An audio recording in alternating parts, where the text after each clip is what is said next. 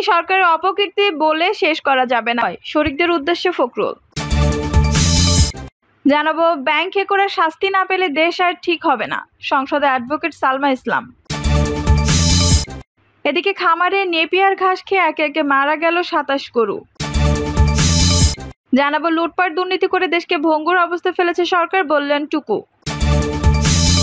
এবং সর্বশেষ জানাবো, যুবককে হত্যার দায়ে সাবেক চেয়ারম্যান সহ 4 জনের যাবজ্জীবন। দর্শক, শুনছিলেন সংবাদ শিরোনাম, এখন বিস্তারিত। এই সরকারের অপকীর্তি বলে শেষ করা যাবে না, শরিকদের উদ্দেশ্যে ফখরুল।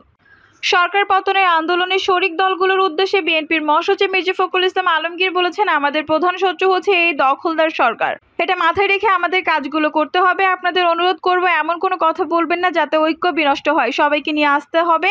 এই সরকার আমাদের প্রধান শত্রু, তাদের দূরে সরিয়ে দেওয়ার জন্য আমাদের একসঙ্গে কাজ করতে হবে।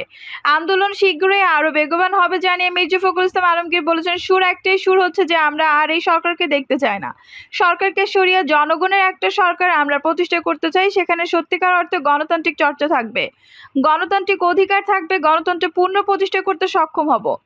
ফখরুল বলেন, যে আন্দোলন আমরা শুরু করেছিলাম সেই আন্দোলন এখনো চলছে এবং নিঃসন্দেহে সেই আন্দোলন আরো বেগবান হবে অতি শীঘ্রই।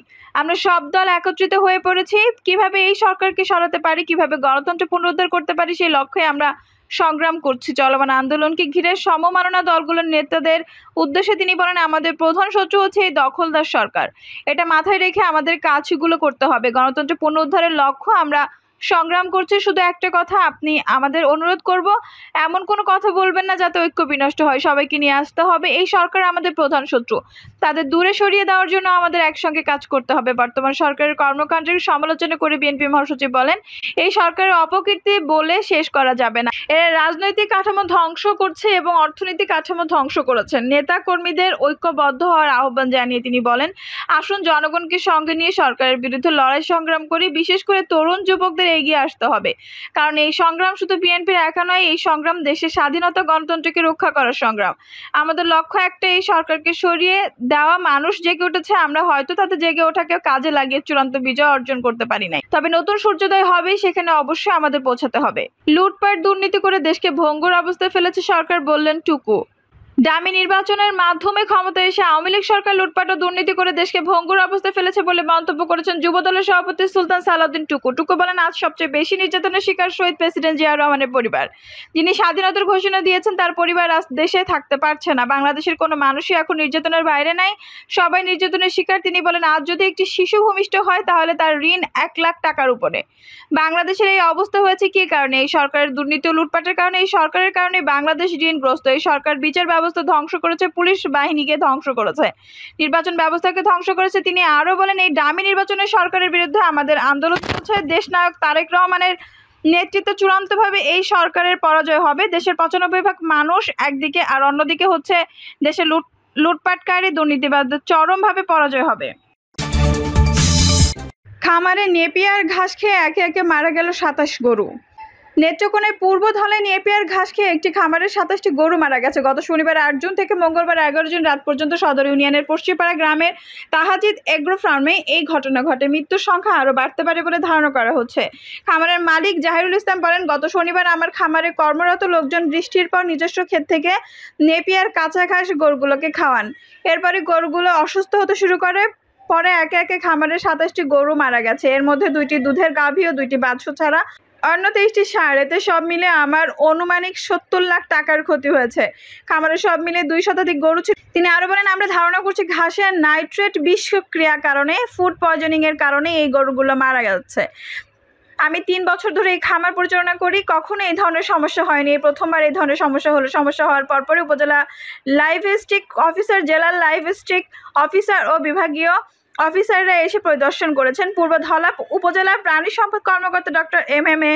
আওয়াল তালুকদার জানান, বৃষ্টির সময় কচি ঘাসে নাইট্রোজেনের মাত্রা বেশি থাকে। নাইট্রোজেন বিষক্রিয়া গরুগুলো মারা যেতে পারে। তারা ঘাসের নমুনা সংগ্রহ করেছেন, পরীক্ষার পর আরও বিস্তারিত জানা যাবে। জেলা প্রাণী সম্পদ কর্মকর্তা মোহাম্মদ ওয়াহিদুল আলম জানান, খামারি আমাদের আগে জানাননি, আমি সাংবাদিকদের মাধ্যমে জানতে পেরে উপজেলা অফিসারকে জানাই।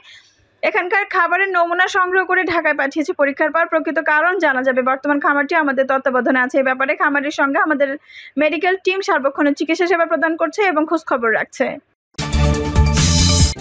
ব্যাংক খেকোরা শাস্তি না পেলে দেশ আর ঠিক হবে না, সংসদে অ্যাডভোকেট সালমা ইসলাম। ব্যাংক লুটেরা ঋণ খেলাপি ও টাকা পাচারকারীদের সামাজিকভাবে বয়কট করার আহ্বান জানিয়েছেন সাবেক প্রতিমন্ত্রী ও জাতীয় পার্টির কো-চেয়ারম্যান অ্যাডভোকেট সালমা ইসলাম এমপি। তিনি বলেছেন, সময় এসেছে ওদের সামাজিকভাবে বয়কট করতে হবে। জাতীয় সংসদে এমন আইন পাশ করতে হবে যাতে তারা বিমানে উঠতে না পারে, ট্রেনে টিকিট না পায়, কোনো দামি গাড়িতে চড়া তো দূরের কথা, যে কোনো রিক্সাওয়ালা তাদের নিতে ঘৃণা প্রকাশ করে। আমি প্রধানমন্ত্রীর কাছে বিশেষ অনুরোধ করব, রাঘব বোয়াল ঋণ খেলাপি এবং অর্থ পাচারকারীদের বিরুদ্ধে যৌথ অভিযান পরিচালনা করা হোক। একই সঙ্গে ওদের বাসা বাড়ি সব ধরনের সার্ভিস বন্ধ করে দেওয়া হোক। বিশেষ করে ব্যাংক হেকোদের যদি আমরা আগে শাস্তি দিতে পারি তাহলে দেশ আর ঠিক হবে না। বুধবার জাতীয় সংসদে 2024-25 অর্থ বছরের প্রস্তাবিত বাজেটের উপর সাধারণ আলোচনায় অংশ নিয়ে অ্যাডভোকেট সালমা ইসলাম এসব কথা বলেন। স্পিকার ডক্টর শিরিন শারমিন চৌধুরী এই সময় সভাপতিত্ব করেন। আলোচনায় অংশ নিয়ে অ্যাডভোকেট সালমা ইসলাম দেশের চলমান রাজনৈতিক পরিস্থিতি, অর্থনৈতিক সংকট, সরকারের উন্নয়ন ও অগ্রগতির চিত্র তুলে ধরার পাশাপাশি চলমান ভূরাজনৈতিক প্রেক্ষাপট নিয়েও কথা বলেন। এই সময় তিনি আরও বলেন, করোনাকালীন কঠিন সংকট আমাদের প্রধানমন্ত্রী সফলভাবে মোকাবেলা করতে পারলেও এখন তাকে বেশি হিমশিম খেতে হচ্ছে। এর জন্য দায়ী এক শ্রেণীর দুর্নীতিগ্রস্ত ও অর্থ পাচারকারী ব্যাংক লুটেরা, যারা বিভিন্ন সেক্টরে দুর্নীতি এবং ক্ষমতার অপব্যবহার করে দেশটাকে ধ্বংসর দ্বারপ্রান্তে নিয়ে গেছে। যদিও সরকার এখন এসব রাঘব বোয়ালকে শক্ত হাতে ধরা শুরু করেছে। এজন্য আমি প্রধানমন্ত্রীকে বিশেষভাবে ধন্যবাদ জানাতে চাই। অ্যাডভোকেট সালমা ইসলাম বলেন, ঋণ খেলাপি এবং নানাভাবে ব্যাংকের টাকা আত্মসাৎকারীদের বিরুদ্ধে এই মহান সংসদে যাবৎ কম কথা হয়নি। বলতে বলতে সবাই এখন ক্লান্ত, কিন্তু খেলাপির ক্লান্ত হয়নি। মাঝে মধ্যে চুনোপুটিদের শাস্তি হলে প্রভাবশালী খেলাপির আছেন বহাল তাবিয়াতে। বিশেষ করে প্রভাবশালীরা প্রভাব খাটিয়ে দফায় দফায় ঋণ পুনর্গঠন করে নেন, ফলে খেলাপির পাতায় তাদের নাম আর ওঠে না। এছাড়া নামে বেনামে কারা মোটা অঙ্কের ঋণ নিয়ে কিভাবে কোন পদ্ধতিতে বিদেশে অর্থ পাচার করেছে তা অনেকেই না জানলেও কিছু লোক তো জানেন। কয়েকটি ব্যাংকের এক শ্রেণীর পরিচালক হিসেবে এখন ঋণের টাকা হাতিয়ে নিয়েছে, সেটিও তদন্তের দাবি রাখছে। এজন্য ব্যাংক ওদের যদি আমরা আগে শাস্তি দিতে না পারি তাহলে দেশে আর ঠিক হবে না।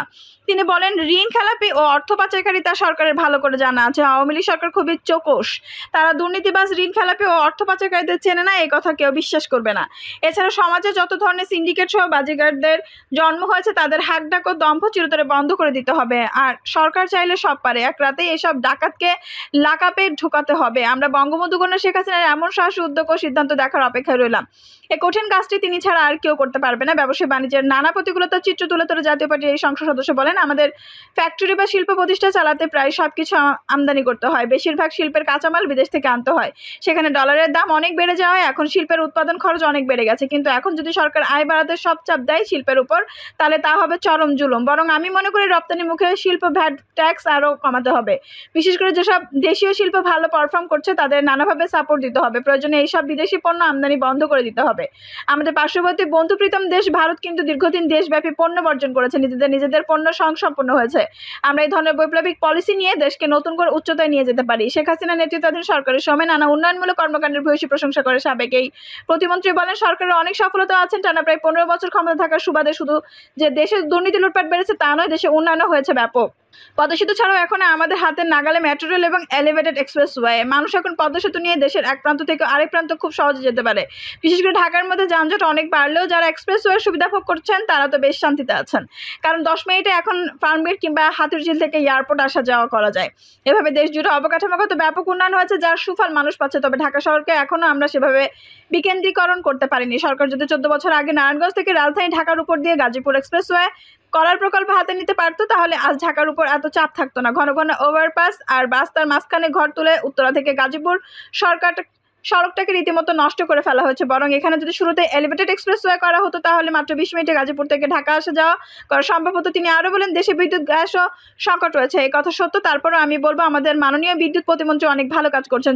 উনি একজন শিল্প বান্ধব প্রতিমন্ত্রী। শিল্প কারখানা নিরবিচ্ছিন্ন বিদ্যুৎ সরবরাহের জন্য উনি দিনরাত পরিশ্রম করছেন। তবে গ্রামের সাধারণ মানুষ বিদ্যুৎ কম পাচ্ছে, এ বিষয়ে মাননীয় প্রতিমন্ত্রীকে প্রয়োজনীয় ব্যবস্থা গ্রহণ করার জন্য অনুরোধ করছি। অ্যাডভোকেট সালমা ইসলাম বলেন, সব ভালো কাজ তো একদিনে হবে না, সরকার নিশ্চয়ই ভুল থেকে শিক্ষা নেবে। আর আমরা বিরোধী দলের সংসদ সদস্য হিসেবে জনস্বার্থের সংরক্ষণে সরকারের সংগঠনমূলক সমালোচনা যেমন করতে চাই, তেমনি সরকারের ভালো কাজের প্রশংসা করতেও কার্পণ্য করব না।